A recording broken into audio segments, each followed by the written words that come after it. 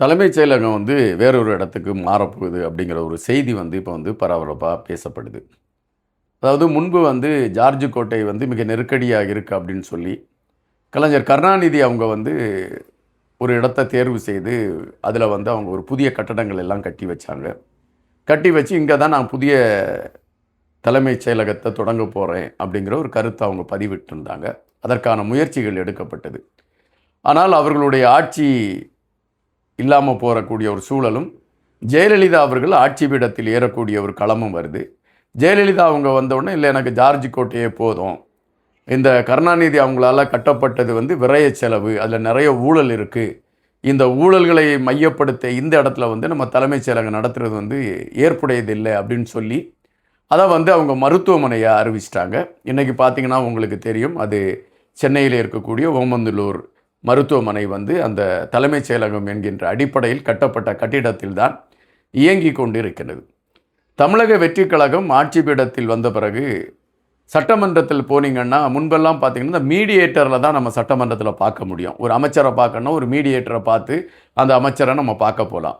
ஆனால் இப்பொழுது பொதுமக்கள் அவர்களாகவே போய் நேரடியாக அமைச்சரை சந்திப்பதற்கான களம் உருவாகி இருக்கிறது. அதாவது தமிழக வெற்றி கழகம் ஆட்சிக்கு வந்த பின்பு அதனால் ஒவ்வொரு அமைச்சரையும் பார்ப்பதற்கு மிகப்பெரிய கூட்டம் இருக்கிறது. அதுபோல் மக்களும் அந்த தலைமைச் செயலகத்தில் அமைச்சரை சந்திப்பதற்கு செல்வதற்கான களங்களும் மிக சிரமமாக இருக்கிறது.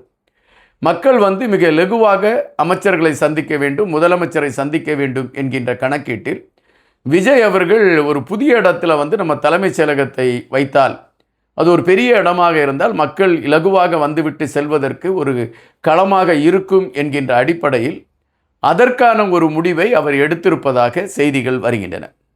அதன் அடிப்படையில் கிண்டி பகுதியில் இருக்கக்கூடிய ஒரு இடத்தை பார்த்திருக்கிறார்கள் என்றும் ஆய்வு செய்யப்பட்டிருக்கிறது என்றும் அதற்கான நடவடிக்கை எடுக்கப்படும் என்கின்ற ஒரு செய்தியும் இப்பொழுது பரவத் தொடங்கி இருக்கிறது.